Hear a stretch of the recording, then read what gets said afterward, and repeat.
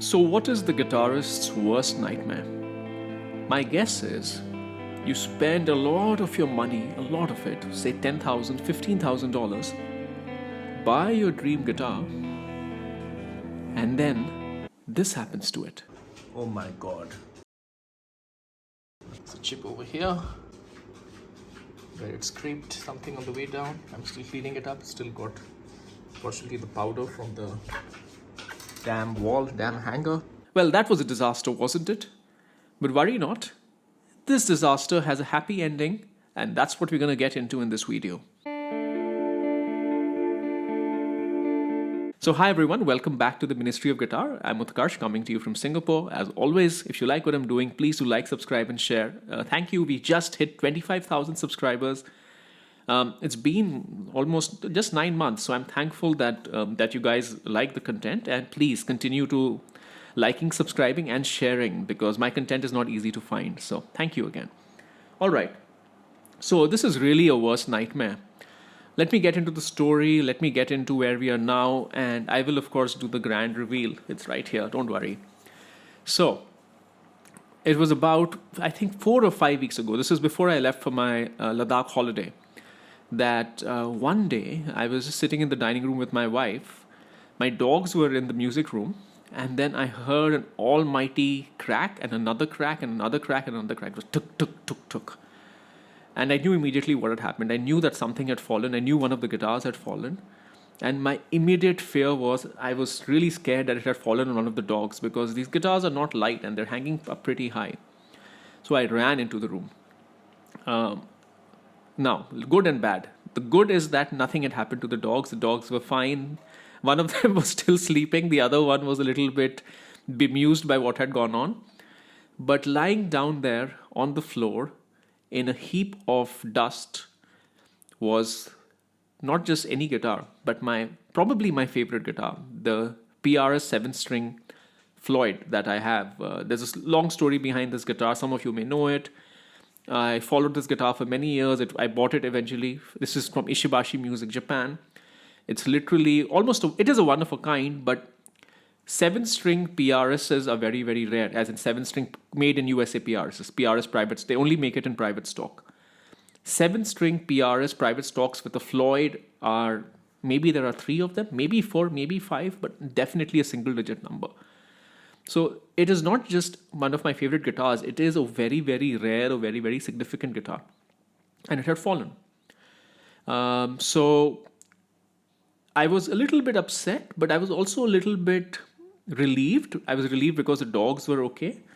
And then as I looked at it, I reflected on a couple of things. And I'm just going to cut back to the video where you can hear what I was thinking at that point in time. Yeah, it's a little heart-wrenching.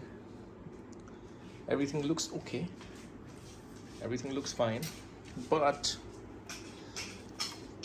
looking up, oh my god, look at that.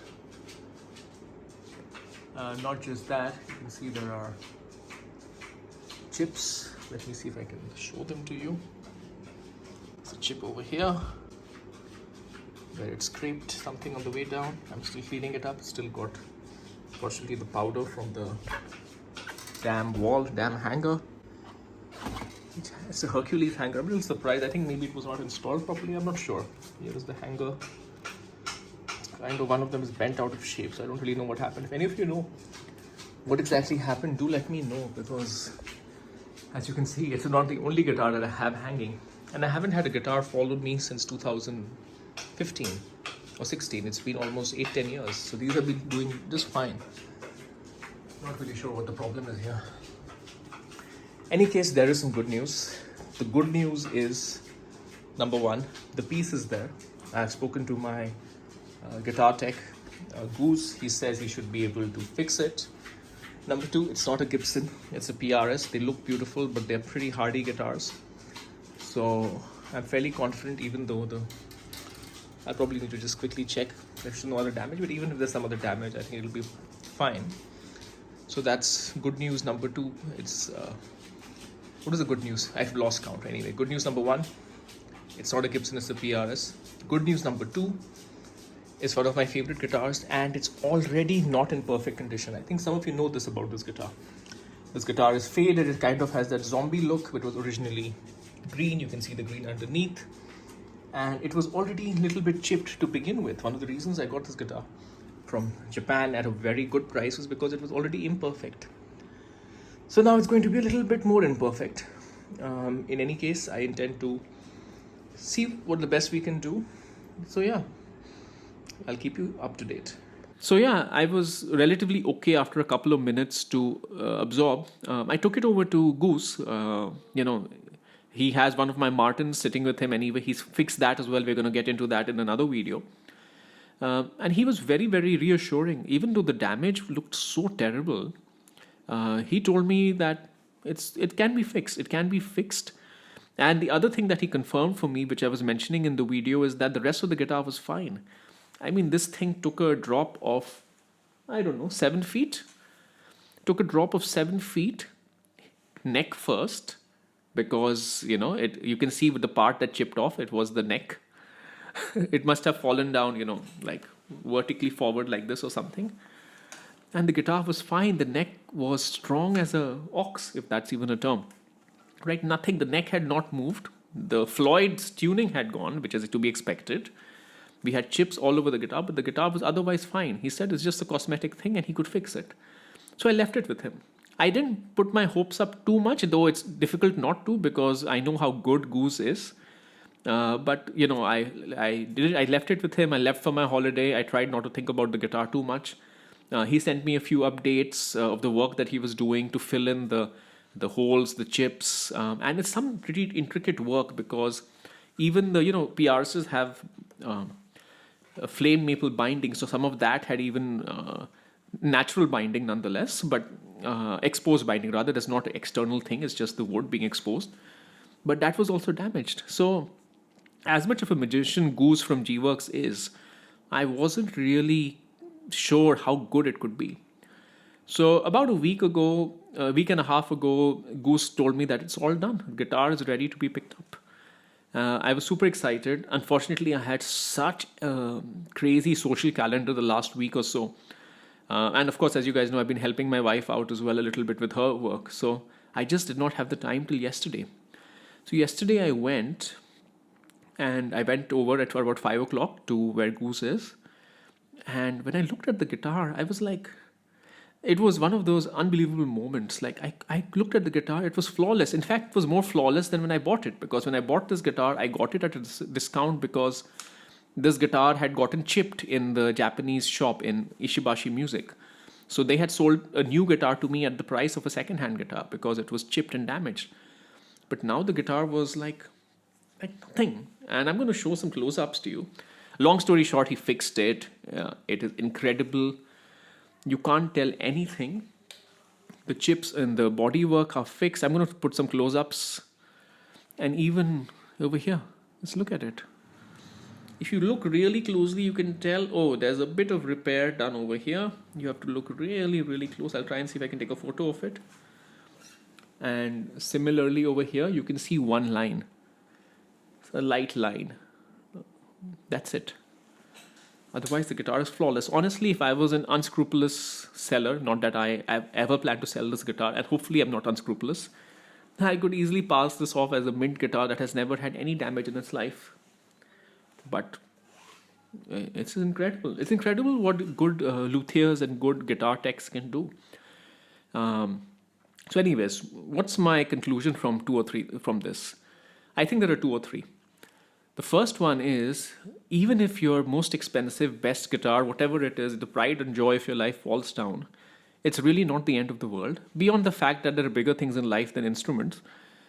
Electric instruments in general are pretty hardy things. Unless you own a vintage guitar or a vintage type guitar, like say a lot of the Gibsons. Guitars are pretty hardy, and particularly if you own a high quality guitar like PRSs are. I mean, they might be beautiful, but they're super high quality. It's fine. It can be fixed. The neck can be adjusted back. I mean, these cosmetic dings and everything are simple enough to fix. So it's not the end of the world. It may cost you a bit of money, but it's really not the end of the world. So you need to have that in perspective, because a lot of people that I know are extremely precious about their guitars. I am precious also, but I'm relatively relaxed. So I'm the kind of person, if somebody comes over and they want to try out one of my guitars, and I will have no hesitation even giving them the most expensive one to try out, because it's okay. I mean, they're having fun. And for me, firstly, it's in the confines of my room. And even if something happens, it's not the end of the world. I know I've talked about guitars being investments, etc., but I try to let that serve me versus me serve it. By that I mean is, I buy guitars. They, some of them turn out to be great investments, and that helps me buy, have and enjoy more guitars. But at the same time, I'm not letting the fact that it's an investment stop me from enjoying the thing. So that's how I look at it. So don't take it too seriously. The second thing I've learned is the importance of, especially for guitarists who are really into the hobby, to find a good friend or a good technician or a good luthier who you can kind of trust. I have been through many, many different folks in different places. I've, of course, lived here, and of course, I lived in Malaysia as well. The Martin that I have, having a lot of trouble, which Goose is fixing, is because the previous person really screwed it up in Malaysia. I trusted a dude who I met. I don't know, he wasn't even recommended. I just, or maybe he was, I can't remember the story, but he turned out to be relatively random. And as it turns out, I think I can do a better job setting up than he did, and I don't know what he did to the Martin.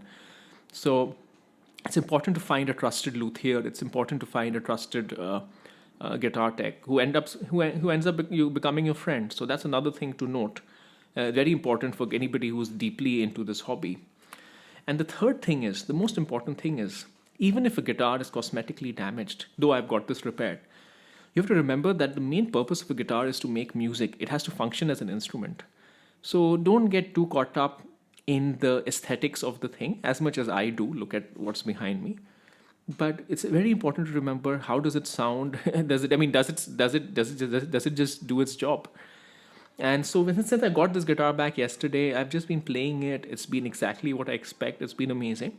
And sometimes you just need to let guitar and the music take you where it takes you. So where it took me is that I've been sitting and playing a guitar, playing a song. I've been working on a song for a while. You guys have seen the bits and pieces of the intro on this channel.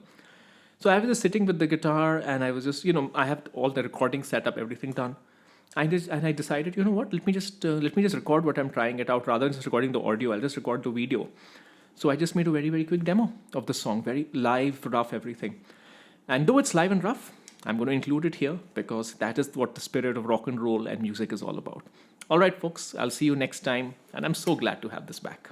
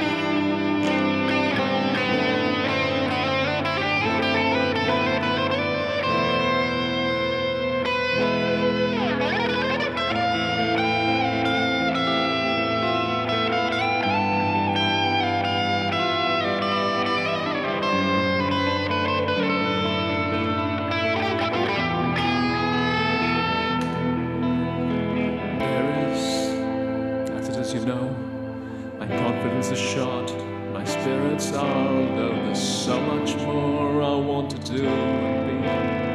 The world is missing out on that home you need. There is a world out there. Should I get out? Shouldn't I care? But you know it's not easy to be the master of